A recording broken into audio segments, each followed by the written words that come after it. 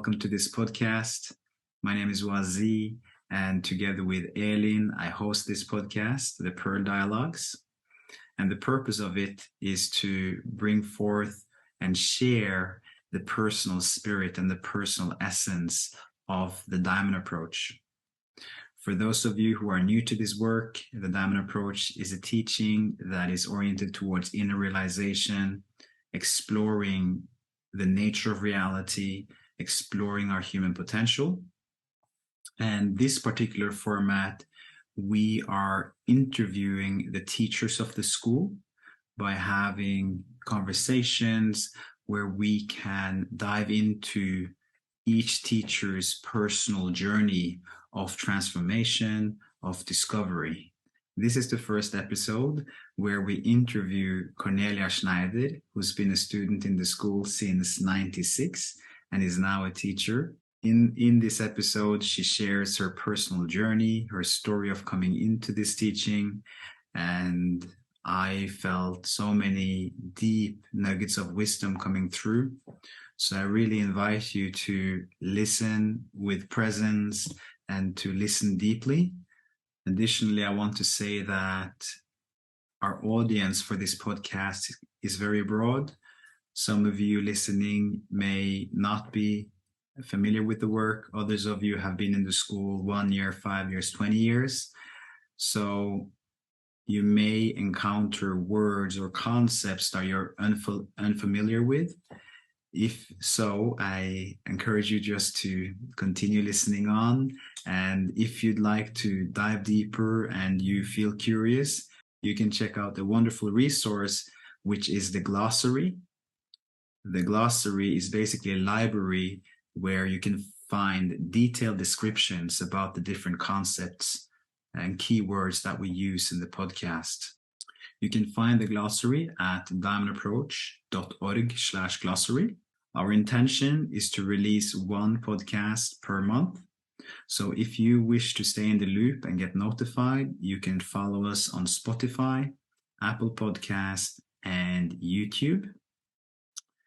And finally, I would like to say that if you have any questions or any comments or anything at all, you can contact us at ridwan@outlook.com. I will add the links in the description if you want to check them out.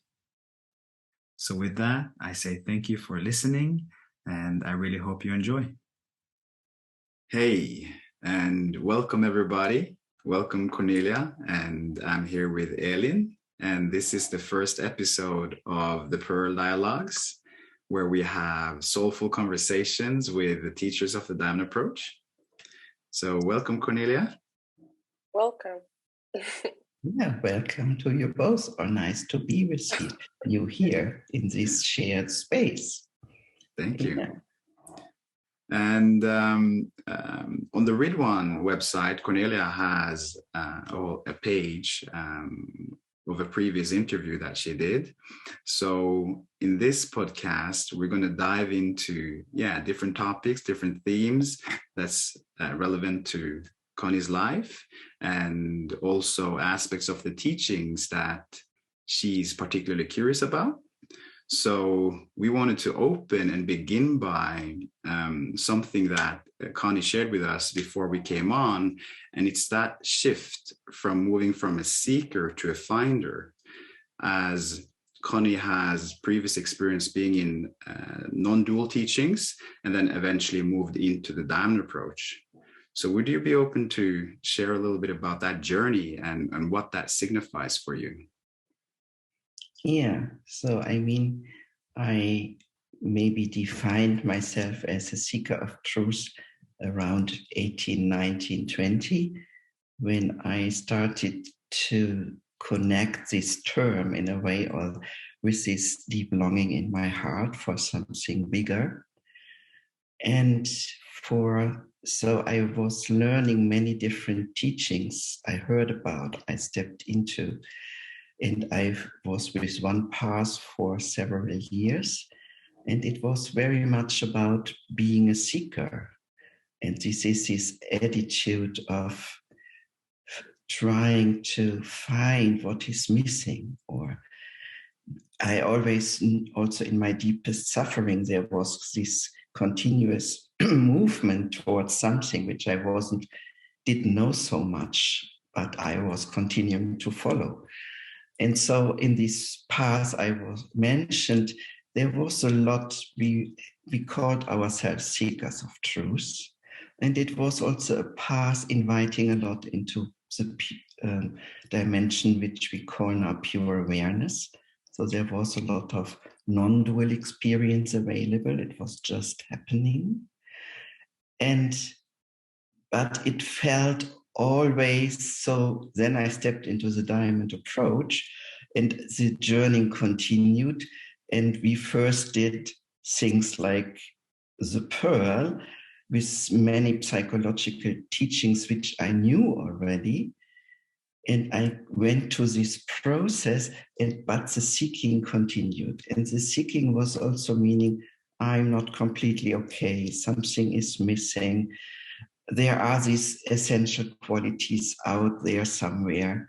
Once in a while, I contacted them or I felt them, but there was still a splitting between me and essence.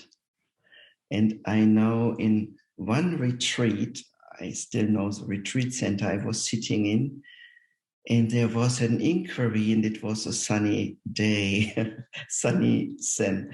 And then out of a sudden, I said in an inquiry this sentence, I'm not a seeker anymore, I'm a finder. And when I even say it now, it was a completion of this start of my journey, because I know I can find what is needed much closer as I ever thought. So I can have this contact with essence or with emptiness or with nothing or with fullness. It's just arising spontaneously here.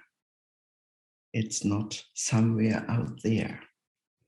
And to make that shift in me was losing also my identity of a seeker. It was much more landing. So it's something you experience rather than go out to get it. Yeah. And it's connected to this openness to allowance and also recognition in a way. It's already here. So in this orientation, what is this Lataif about? What is this essential quality? It can be an outer orientation, and it will be in the beginning, but then it turned, oh, I do have to do nothing. It's just coming here. There is everything in a kind of center, which is not a fixed one, but it's arising by being contactful with myself. And there is something added to that also, because from the structure, what we all learn about so much about what is structuring us. And part of our structure is also trying to keep us separate from the boundless. But to find that I'm an individual in the boundless, with the boundless, and being at the same time unique, that was really a gift of the diamond approach. To be able to also to live many states,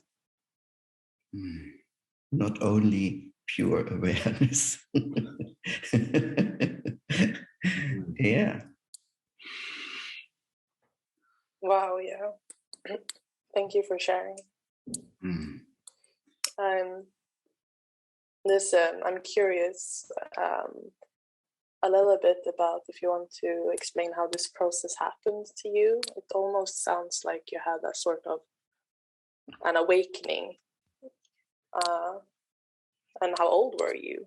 Or am I right? I'm just guessing now that something shifted in your life. Yeah, I mean, I had many different types of shift. And the one I'm speaking about now was happening within the diamond approach. And it felt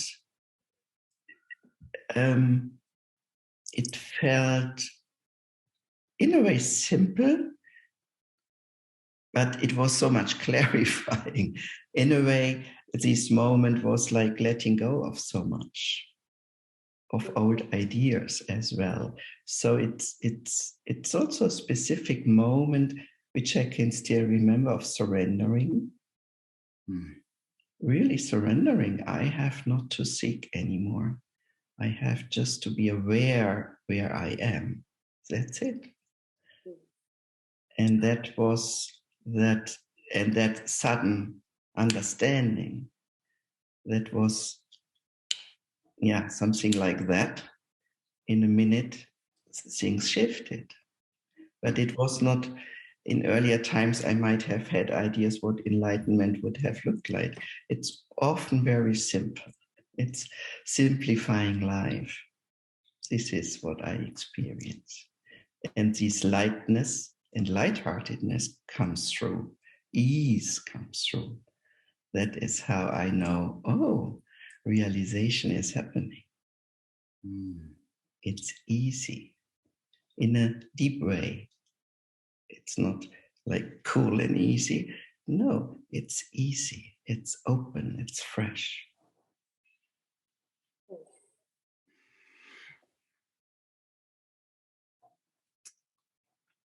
I can feel the transmission of that, and has a very powerful impact.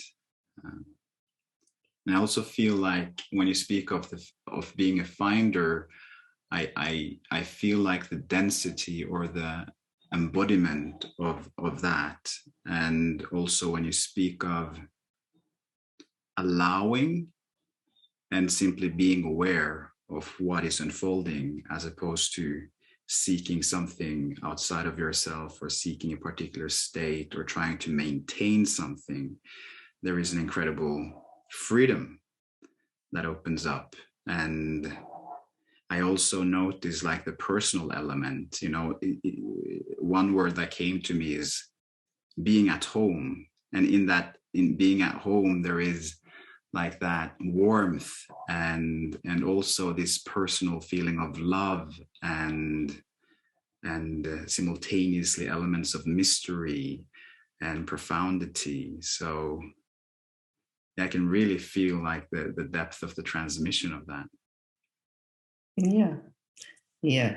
And when you speak about love, there comes up another element which certainly happened a little earlier before that kind of clarity, but that was more self-love in a way, but in that sense. So one teacher said to me, Konnie, you are diminishing your experience. And I had no clue what she was meaning. It was in small group and she gave me that sentence. And then I was sitting with it and sitting and sitting. And then I could see slowly, I was seeking out there. I was not attuned to what was really happening here. I didn't take what was happening inside of me seriously enough. So that was also a turn towards really appreciating what I'm experiencing and to give that the allowance, but also the appreciation. This is my experience and it has value. And that is what I like to give or, invite students to really value the experience, because there is often a mix between painful experience, but also beauty. And to let everything be there and not only concentrate maybe on the pain, which some people do. Hey, there's also so much beauty in the same moment. And I needed to learn that for myself, really.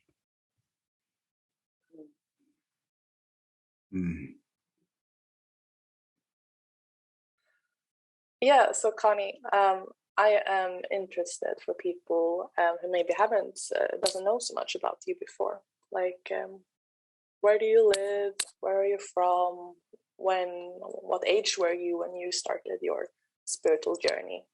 Would you like to share something about that? Yeah. So I'm living in the middle of Germany, a bit on the countryside near Frankfurt. In the moment, sheep are coming close by. I just hear them, young sheep.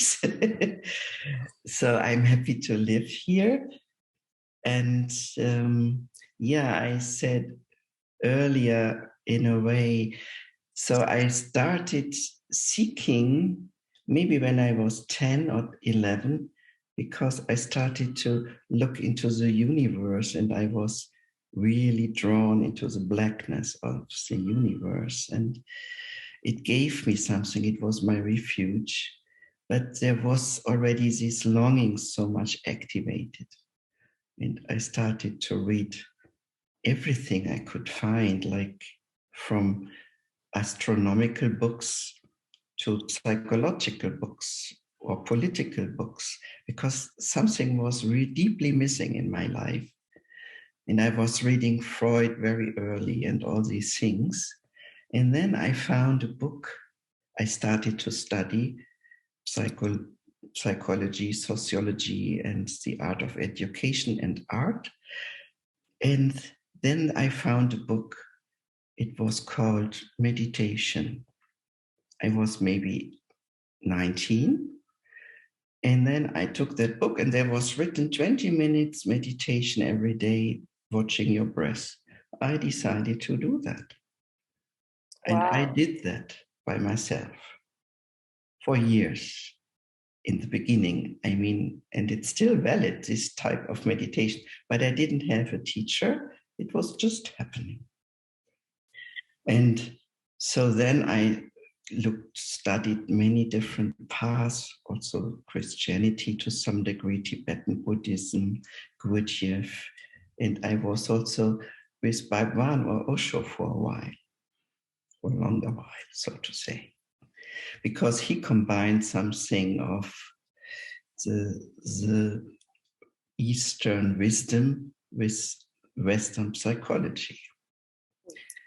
So that was informing me. And then I lived in a spiritual community and doing all these funny things, working, and I was cooking for 400 people vegetarian food.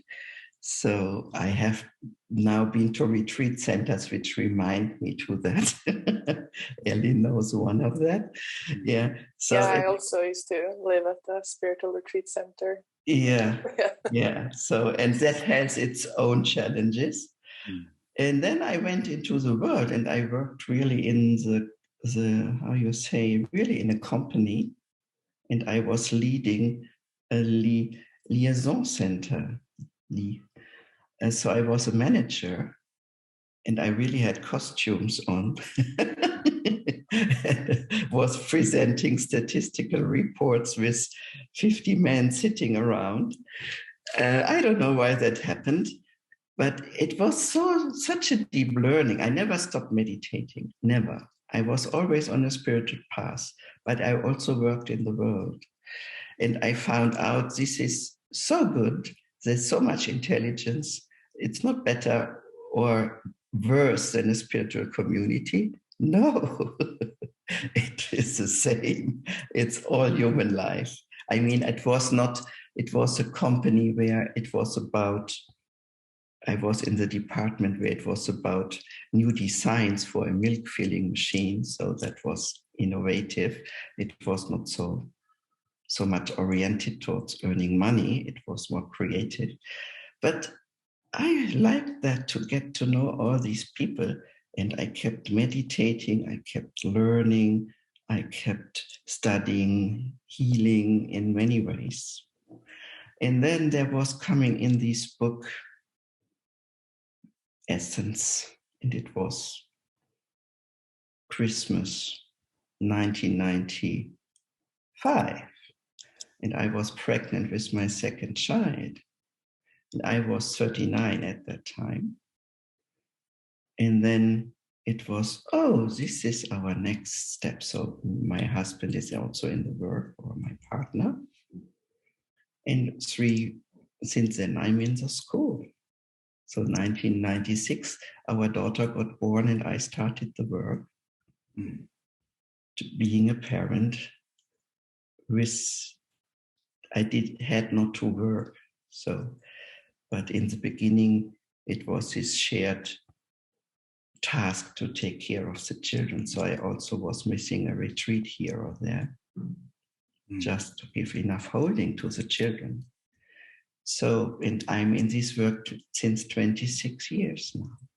And my daughter is 26, becoming 26. So, yeah.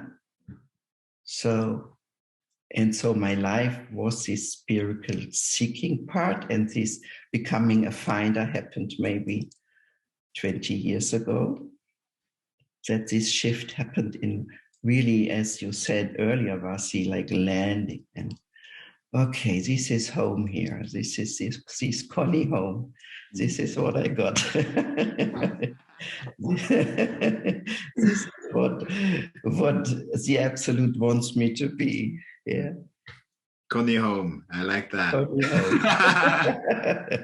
Beautiful. I love that. Something about that strikes me about your experience, which I feel like mentioning, is the consistency of practice, the dedication, the sincerity that was consistent through your process, through your journey, and being in the Diamond approach and being aware of the importance of practice. That really, speaks to me, and the significance of that. Could you speak a little bit about how the significance of practice and how you consider that within that process and your journey of realization?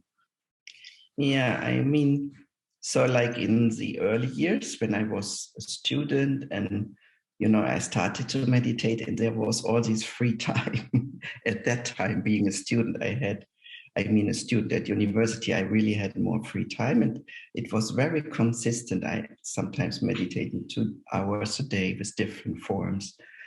And I continued that also in my spiritual community, for sure, and also later in work life. But becoming a mother made a shift. So I needed to change practice, because it wasn't anymore possible to sit freely and meditate during the day for 20 minutes. So I really changed. There was maybe for a while a super ego going on, but then I shifted the practice into sensing, looking, listening while being with the kids. So, or I made myself, so it's maybe, so I made myself the task. So when I turn on water, I will remember sensing arms and legs.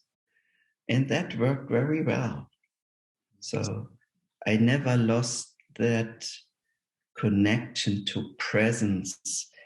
I mean, never is a bit big to say, but there was always this orientation to take these mini moments for sensing, or there was nothing more sweet or fulfilling to sit here. There is a terrace here. I was sitting with one of my children and just did nothing, but had my nose in the presence of them. It was a baby child at that time.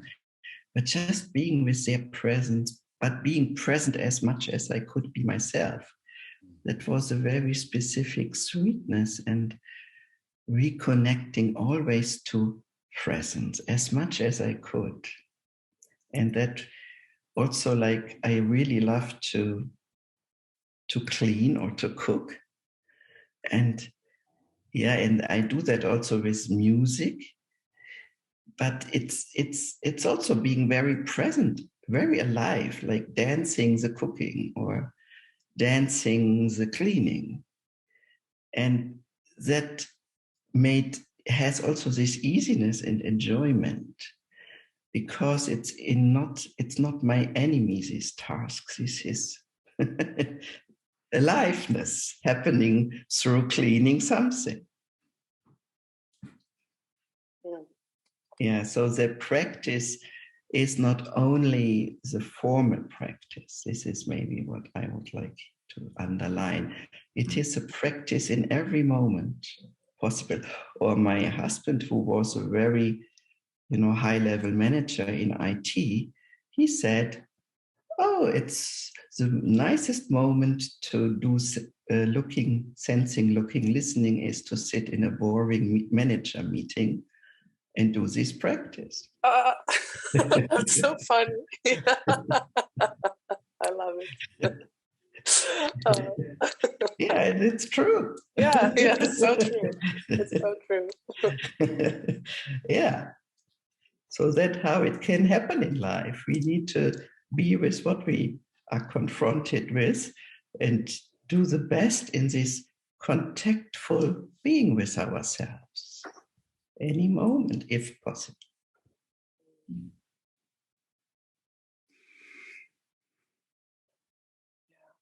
May I? Yeah, it's like something, when you say this, something resonates in me, since I also have a small child, and it's so much time being taken away where I usually would do spiritual practice, and now I need to find something that works. Like, and when I hear you speak about this, there's like this sense of forgiveness in myself arising. Like I feel the presence of forgiveness. So like, yeah, I'm living life as a normal person. I'm not living in a spiritual community or a ashram or a convent, and I'm doing my very best as a mother, as a normal woman, and I really appreciate that part of the work with the diamond approach, to be able to be in the real world and still do a very dedicated spiritual practice, which I find is a bit unique. Yeah, yes. Yeah. Yeah. Yeah. And it also means, there are these, you get, Hamid might say, do every morning sensing, looking, listening in the bed. This is what he said during Quasars a lot. And I was always struggling. My partner was lying in the same bed, or my children, when they have been younger. Is this really what I'd want to do the first? Do I really want to do it immediately? Or do I also just want to have a little hug, or, just being human? So I was then making this explicit sensing a little later. So I adjusted it to my life, what I wanted. I followed it, but I was really trying to make, not like a rule, but as a possibility. So when you have now a child and you might have to work, you are already doing a lot. How can you find now time for yourself? And then you need to decide, do you need an inquiry? Do you need 20-minute meditation? If there is anyway a gap. So, and you probably cannot do all, but that's fine. Yeah. And I like that it is fine. And it's like, yeah. I do my best personally to get space for my inner work. And there's a part of my soul and my flame that's like angry with me not living in a spiritual community or a convent or a ashram. And that's why I talked about the like forgiveness before, that like, yeah, I can forgive myself for not sitting and being in presence all the time. Like, or what I mean with presence, like I'm not living in awakening all the time. And, yeah.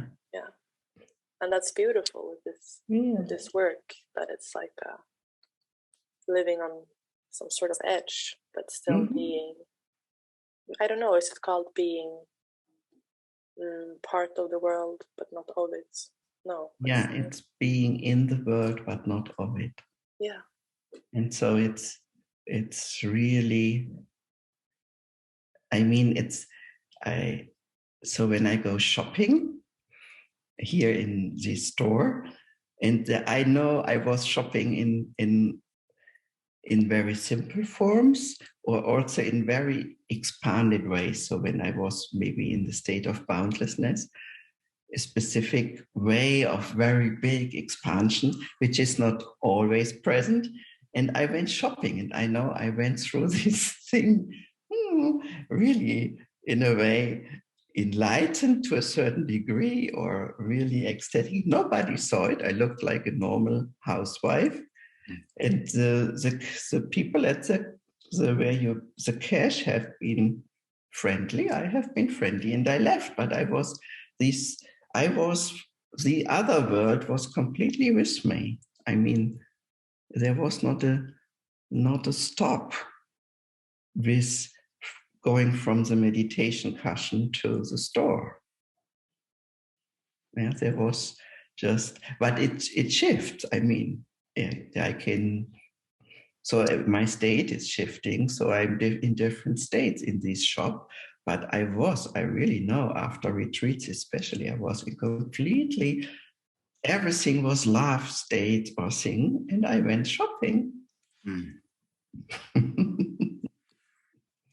Yeah. Mm. Yeah, beautiful. And I really love the aliveness in the cooking, aliveness in the cleaning, and seeing life as a whole, rather than, you know, compartmentalizing it. And, you know, I'm doing this activity, so now I'm dead, and I'm doing it in a dead way.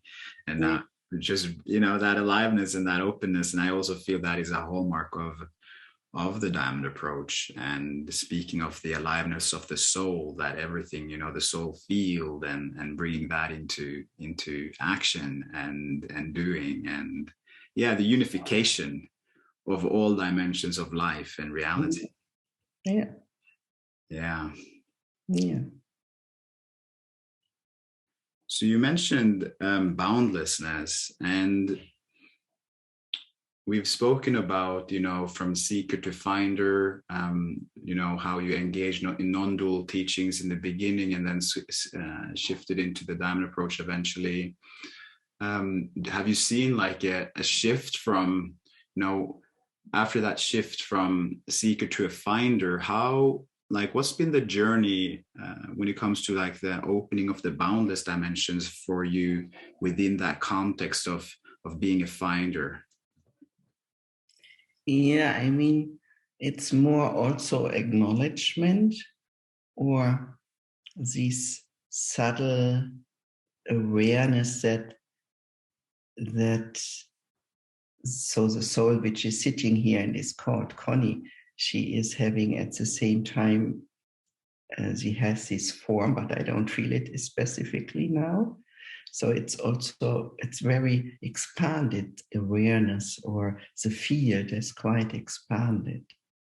And that feels natural now. So it feels natural to be so expanded, but at the same time to be informed, sometimes with a very strong clarity or some specific power needed.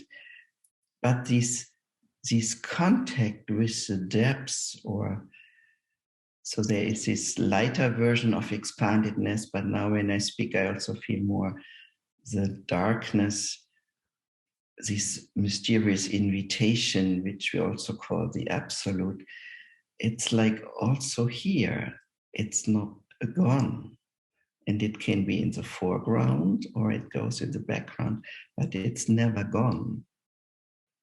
And that is this all-inclusiveness, which is really a gift, to have that possibility, that this Konnie soul got so free to really enjoy that, being herself in connection with the depths, and that this is not broken.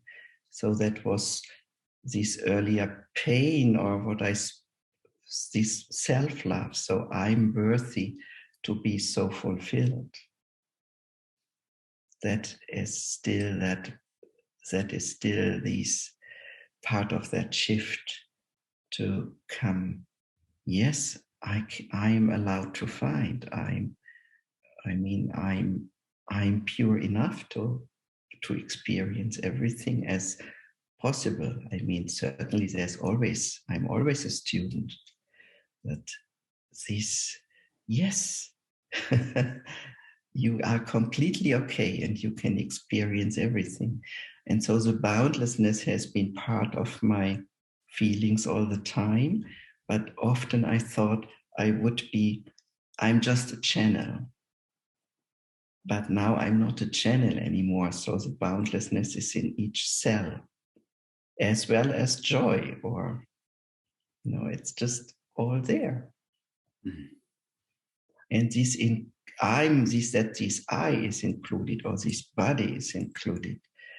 That is part of that specific shift. And the boundlessness is just the transparency or a depth of mystery supporting what's happening. It's with you now as well. So when we sit in this room, it's not stopping here. It's whoop, right away through to Oslo and Sweden somewhere.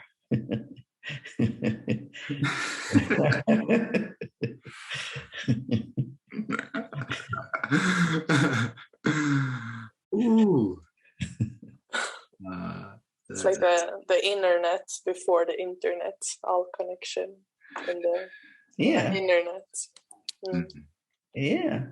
And I had actually, that is in this older past, when I was a sannyasin, I was in Pune, and then I had, these threads to different friends, and I saw that threads, like how we have been connected still, even though we have been only letters every 3 weeks or so. But I deeply felt this connectivity. This also like stars with this light, this light connection, somehow lines. I never spoke about that actually. But this is also what is now uniting us as this Diamond Approach School, but maybe beyond that as well. Yeah, so stars connecting. Beautiful.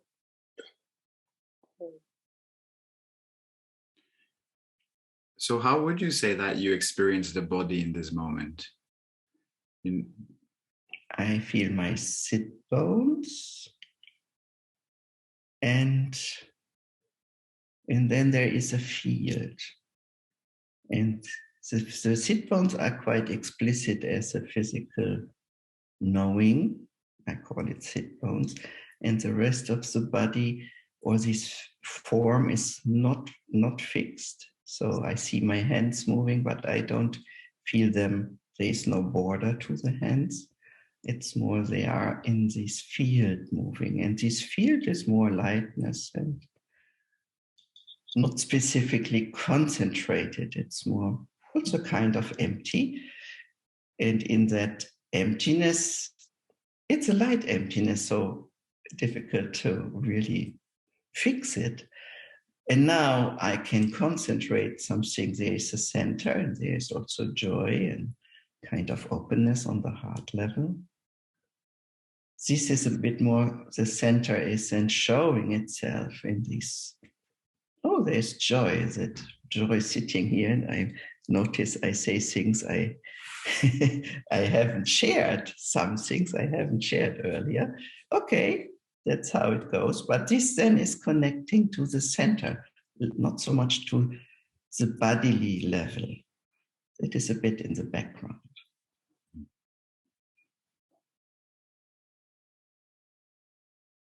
Fascinating. Loving it.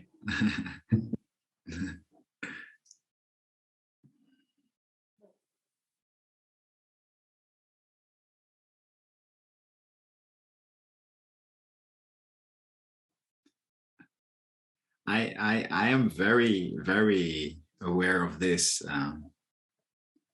The moment you begin starting about the absolute, and that that nothingness, I'm very aware of. I must say that while you were speaking, I felt myself disappearing. So that was very interesting. And that is very interesting. I feel it's like ongoing still. And that really kind of, whoa. Yeah.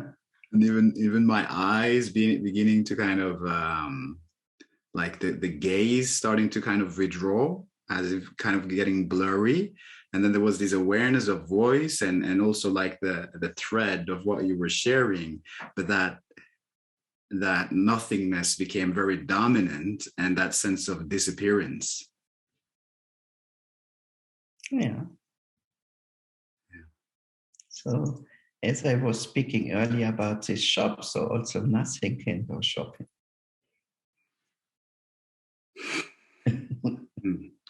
Totally. Yeah. Now. I mean, you continue speaking now. Who is speaking?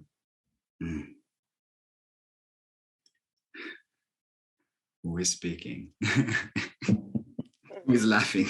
Who is listening? Yeah. This is it.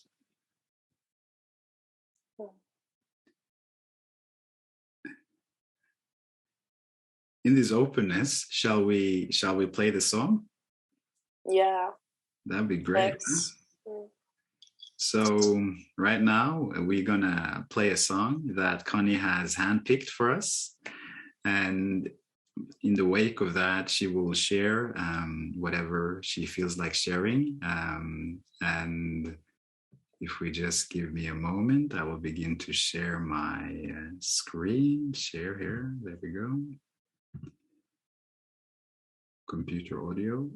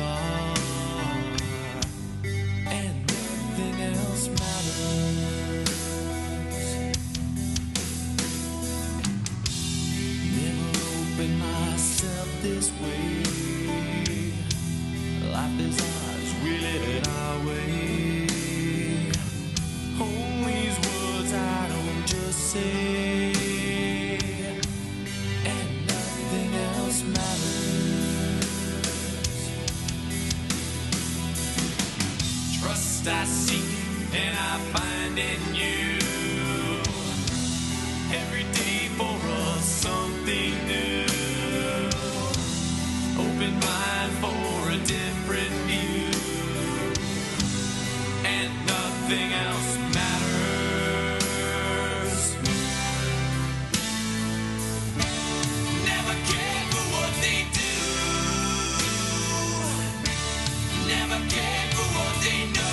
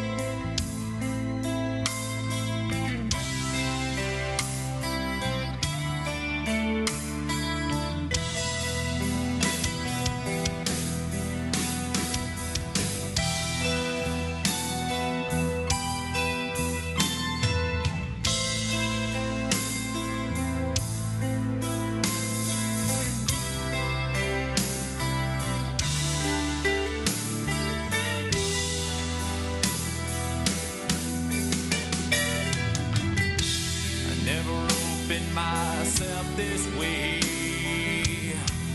Life is ours, we live it our way. All these words I don't just say, and nothing else matters. Trust I seek and I find in you. Every day for us something new. Open mind for a different view, and nothing else matters. Never cared for what they say, never cared for games they play, never cared for what they do, never cared for what they know. And I know, yeah.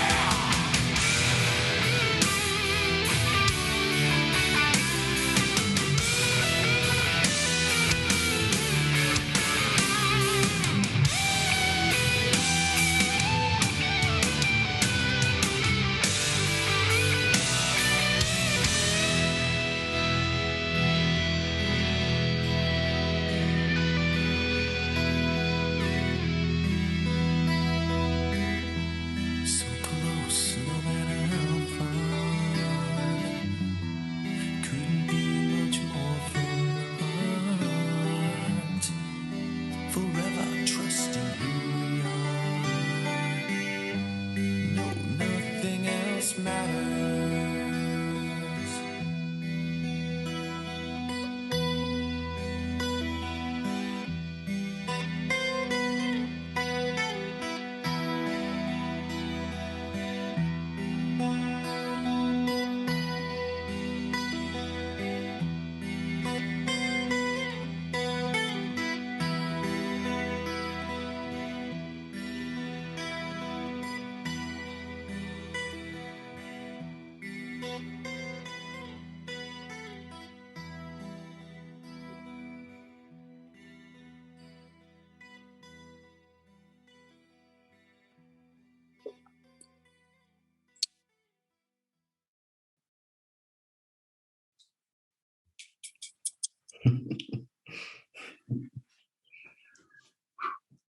I need to take my sweater off.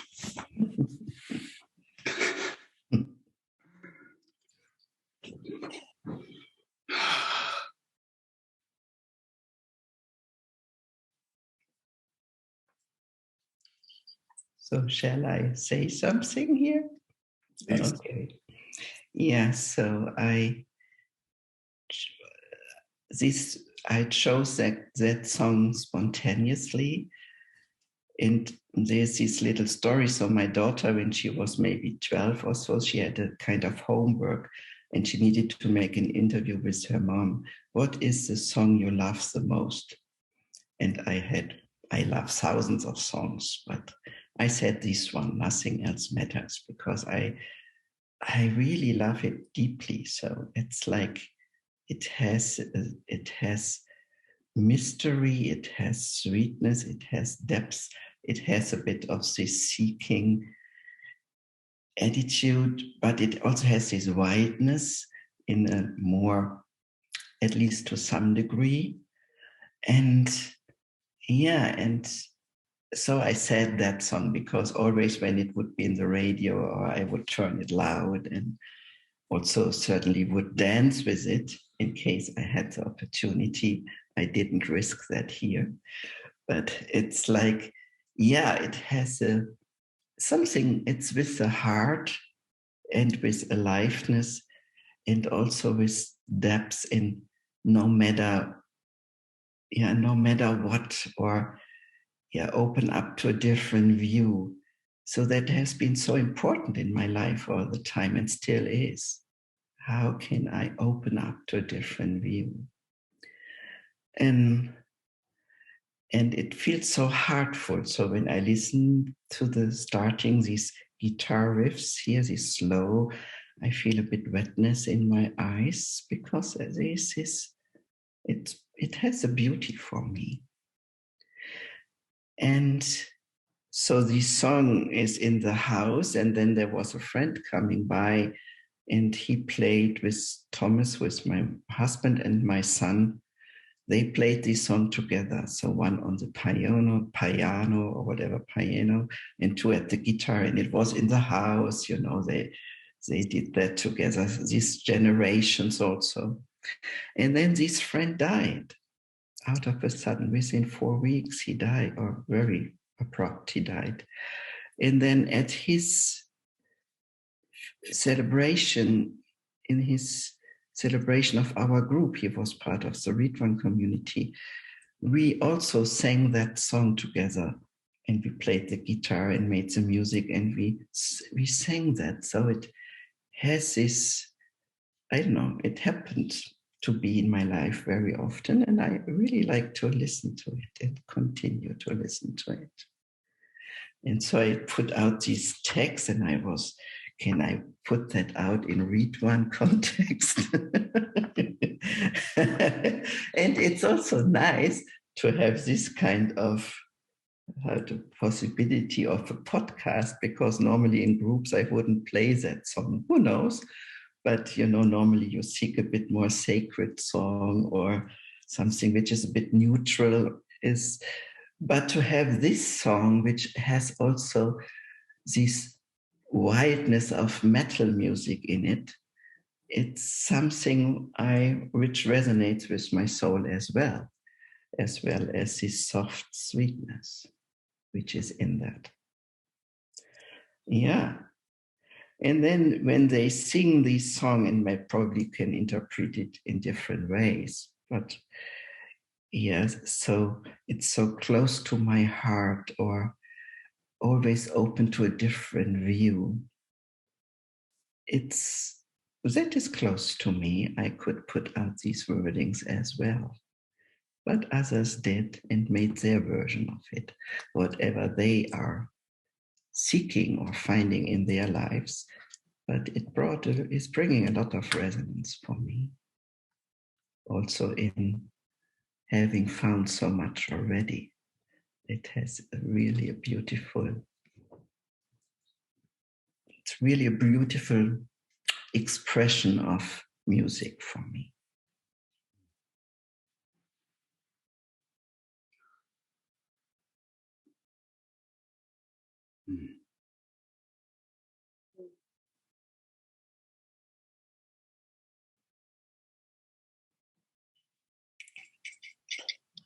And then there is this line, which because we spoke a little bit about this shift, it happened to me. And so in this line, forever trusting who we are. So that is part of that gift, to trust, in that case, myself, but in forever trust who you are, or who you are. That this line is also so beautiful, that this is what we're trying to learn in the diamond approach, to relax and to trust ourselves, that everything is there in us already. It just needs some freedom to be visible or experienceable, part of soul unfolding. Forever trusting who you are. Yeah. Yeah.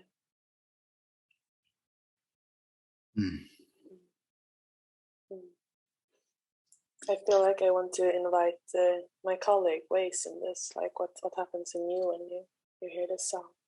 What's your experience now? Hey. Yeah, so right now I feel a tremendous amount of gratitude and appreciation for being here and spending time with you. And I feel also it's an honor to have access to this teaching, and to is such precious and deep, that the knowledge and the spiritual knowledge that comes through this teaching, and how it's so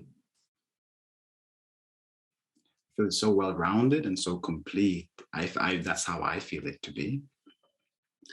And when I was listening to the song, I could very much appreciate the beauty that you brought into the space, you know, with the beginning of ding, ding, ding, ding, ding, just loving that completely.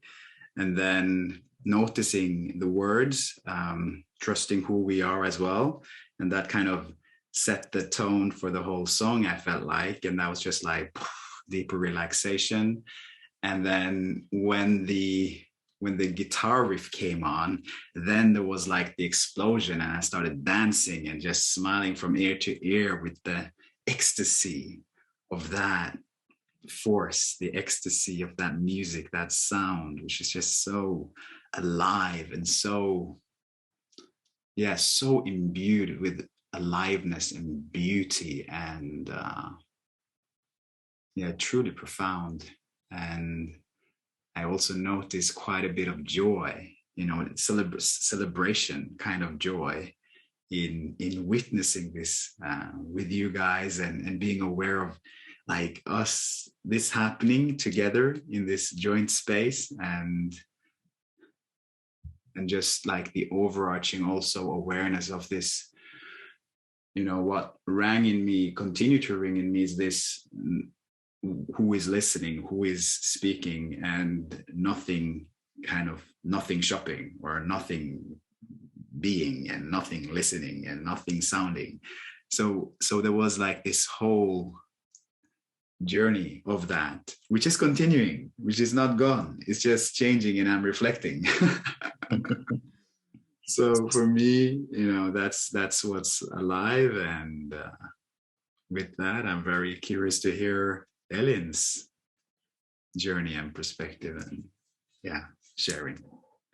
Yeah, thank you. Yeah, I'm sitting here, and I'm actually experiencing these small tears, like simmering from my eyes, like one tear at a time. And I have loved this song for a very long time. I found it when I was quite young, actually, when I was in my alternative, wanting to only wear black clothes and having black hair phase. And because it was something so true for me in it. And then I shifted it away. It's like, no, this is bad. I'm not supposed to be a rebellious teenager. And now I listen to it again for a very long time, and I hear this space of like the heart, like listen to your heart, and nothing else matters, and this immense wisdom in this metal song. And I find it's so beautiful. It's like, and there's pain, and there is sadness, and there is love. There's this like bittersweet love, and also this. What touched me a lot was your story afterwards about your friend that then died, which also makes it so much important. Like nothing else matters than just being here, and to trust your heart, and to follow your truth, because this is. Life is not for granted,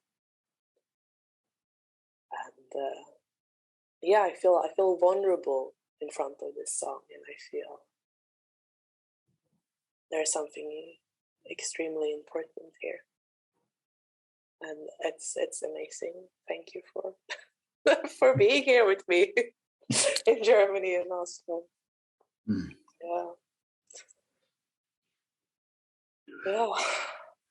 Yeah, a breath. I invite for a breath. Breathing. Yeah.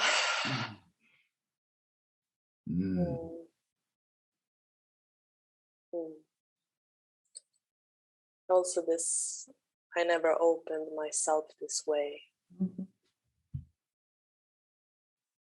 I did it my way. Like it's not about other people to define you. It's not about other people to tell you who you are.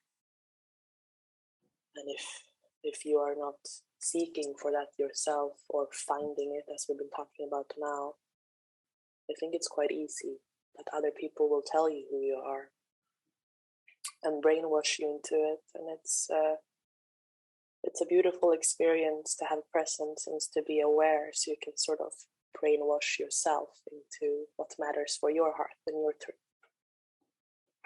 And that's what's coming up in me. Thank you. Can you riff on that, Konnie, that part of other people telling who you are? Like, how have you had any like projection, basically? Like... I mean, to be a teacher means to deal with projection. And sometimes you don't know what you have signed up for.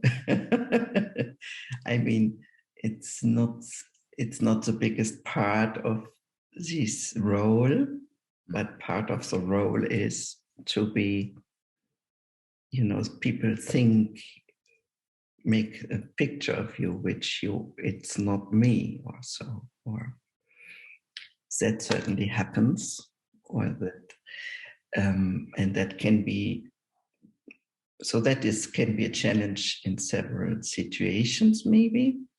Mm-hmm. And I mean, when I think, so I had this dedication to find out who I was, and and that brings in, and it was about freedom, so the word freedom was always important. But I had not so many tools as now to distinguish the superego out, because many ideas of who I am had been also superego ideas.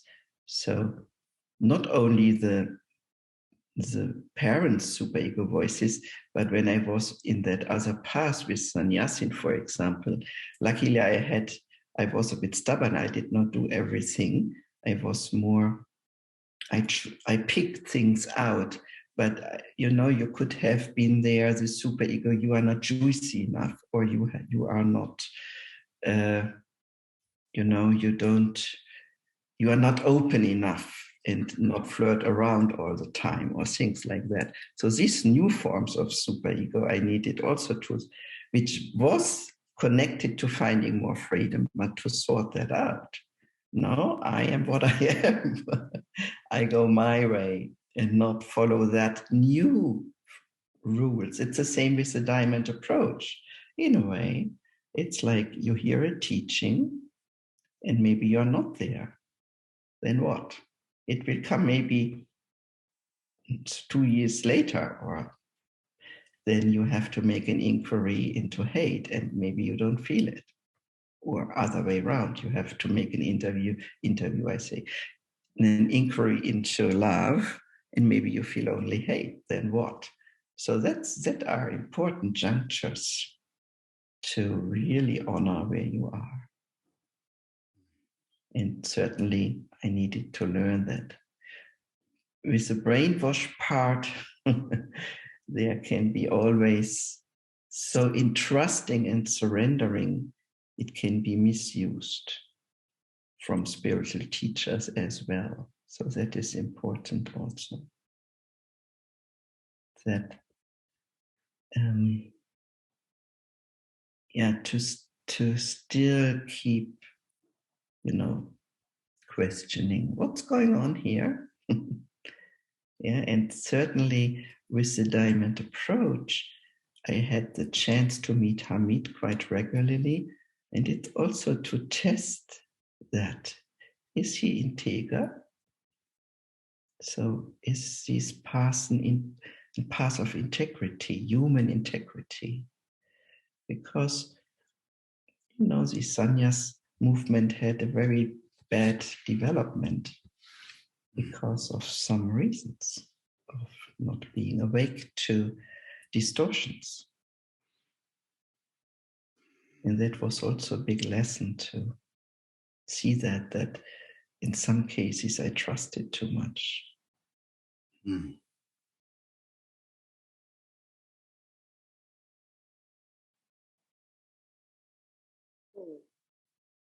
Heavy experience, perhaps. Yeah, I mean, awakening also, in a way. Yeah. And I actually noticed that when you in the page on the Ridwan, the Meet the Teacher page, how you emphasize that with integrity and the importance of that for you. Like, how would you describe your experience of integrity? How do you understand integrity?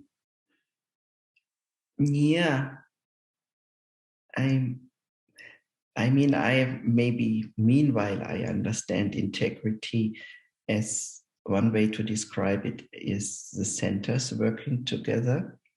So it's like having a belly and being grounded and an open heart, listening, caring, loving, and an intelligent head center, which is courageous enough to ask its questions.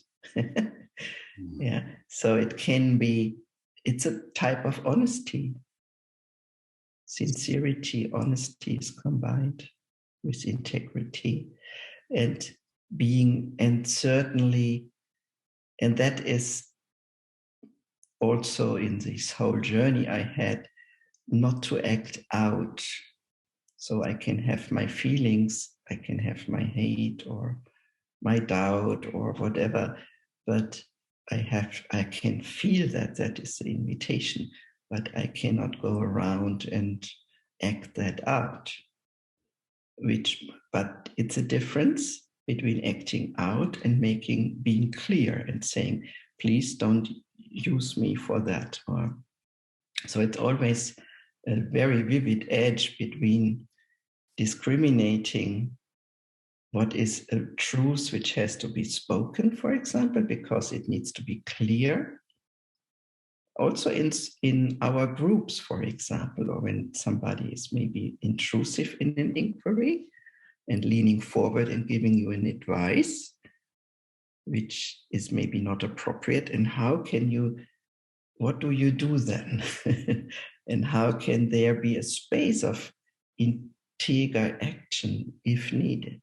And just saying, sorry, I don't want the advice here. It's not needed for me here. Or, something I don't, yeah. But so the integrity is to be honest towards myself and with others.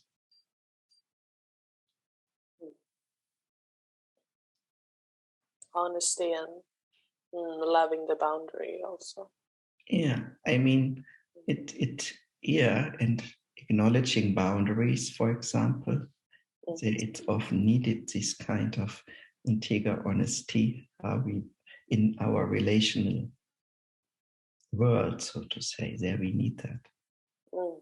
Yeah, and important, since there's so much connection arising in this type of work, you also have that. Yeah.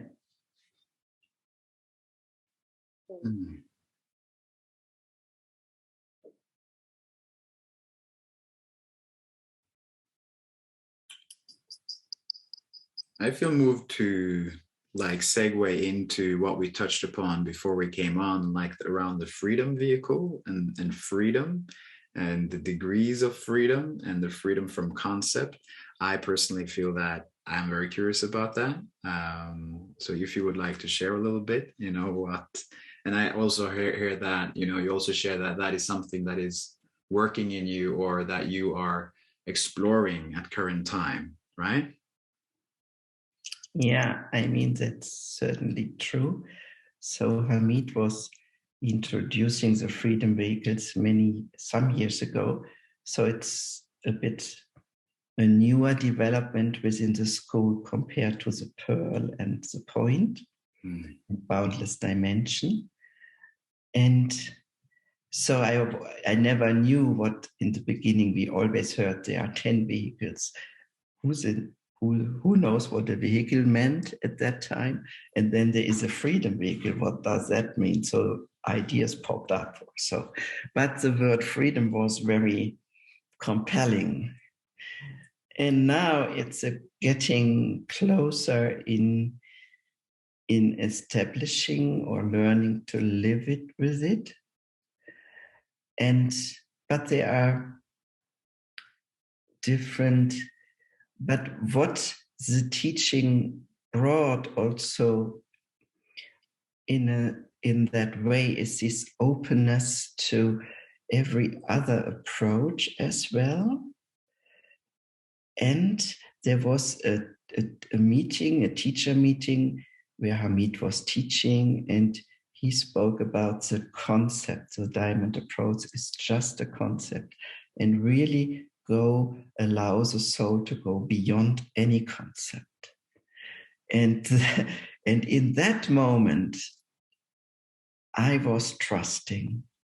So when a teaching is not assuming I'm the only teaching, I'm the only truth. When a teaching would say that, and some teachings try to say that, but in that moment, it was completely open. We can go beyond that. That was giving me the trust and reminding me of the integrity I was looking for. Okay, we have not to take ourselves completely serious. We learn so beautifully with this approach. We learn, it gives us so much really good tools to be with reality. Mm. And who knows what else could be there beyond? Who knows? And maybe there's nothing left, but it's this unrolling, it's this open-ended inquiry, this open-ended realization that gives me trust. Mm.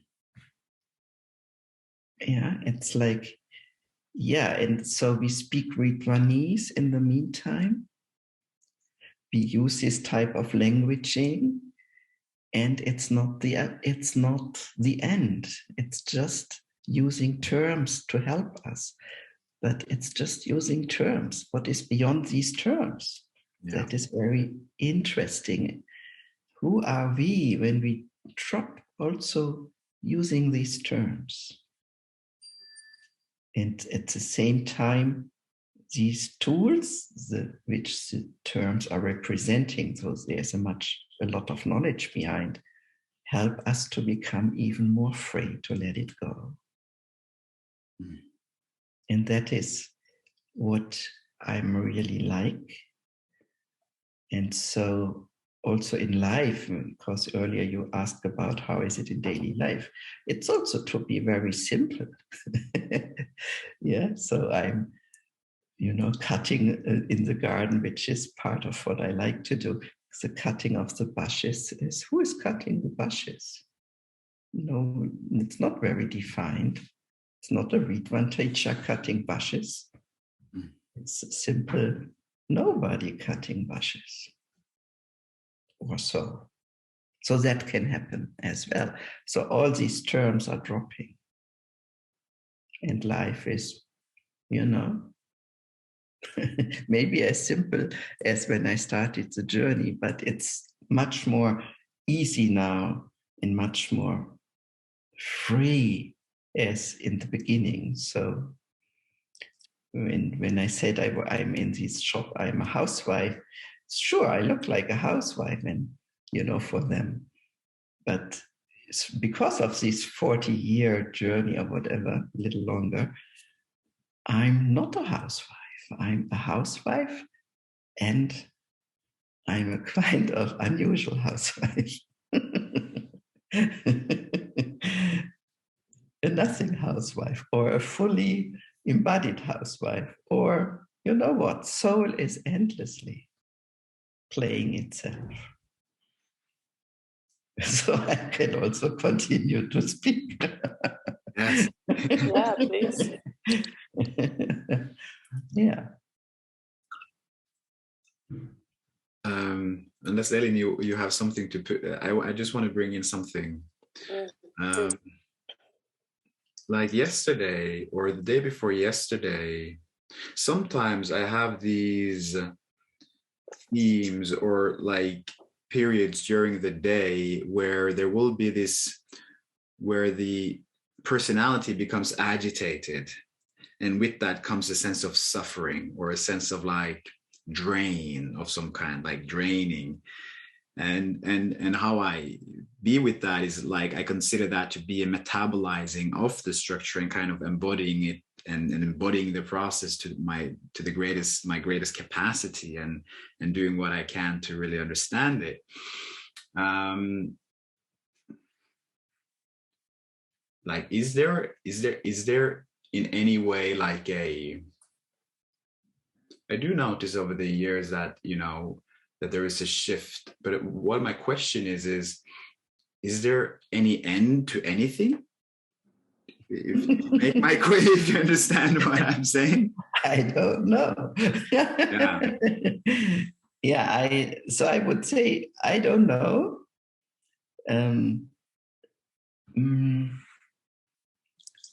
So I'm also thinking of Hamid, what he would say here also.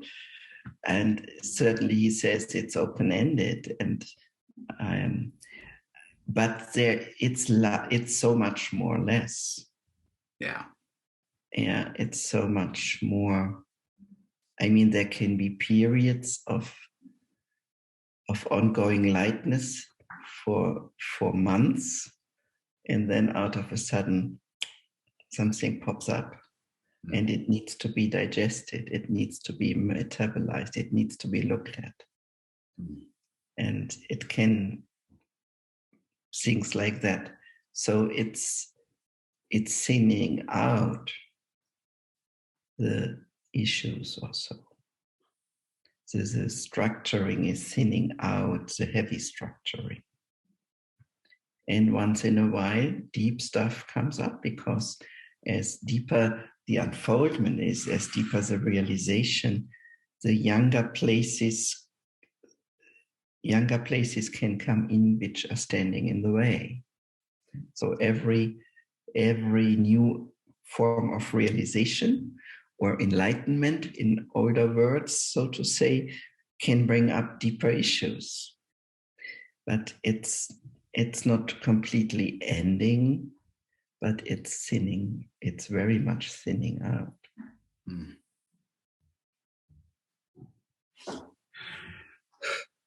aware of time. We're moving. We're 58, 59 now. And yeah, I want to say, I mean, my heart is saying thank you so much. It's just like, ooh, I feel like it's like a bouquet of flowers coming out. Really feeling super grateful for this conversation, and for you, Konnie, and for you, Elin, and the beautiful space that we've co-created to bring about this conversation and this dialogue. Yeah, and thank you, Ace. You as well. Yeah, and Konnie. Yeah, thank you both. It was nice hanging out together. Yeah, it was. Yeah. The next guest will be Prakash McKay. Oh, who you may know. I know him. Yeah, also interesting, I think. Also interesting. I said also. Also no, interesting. it's really sweet. Is it your teacher, Vasi? Or this is my private teacher? Yes. Yeah. Okay. Yeah. Yes. Okay. Yeah, so check out the next one as well. And I wish you all the best. Any last words, any of you? Maybe a checkout word? Or are you all right now? A checkout word? What? Checkout word, yeah. Like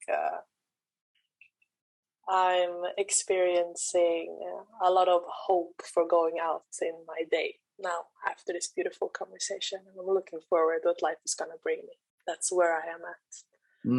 Where are you at right now? I feel very inspired. I feel very inspired and like more like I feel there is a lot of momentum of creativity and wanting to kind of share this work and share this beauty and share the power of truth, basically. Thank you. And how about you, Con? Yeah, I feel touched. I feel joyful. I think I will hear the song again, loud, in my kitchen. And I'm really enjoyed it being with you. So it's an aliveness, sweetness, and also this creative element. And I'm happy to, in a way, to learn and continue to learn about, podcast or stuff which young people do.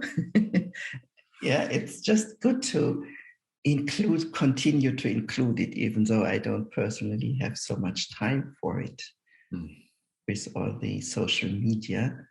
But it's also interesting to be in touch with it, I find. Yeah. Thank you. Okay. Okay. Bye. Bye-bye. Bye-bye.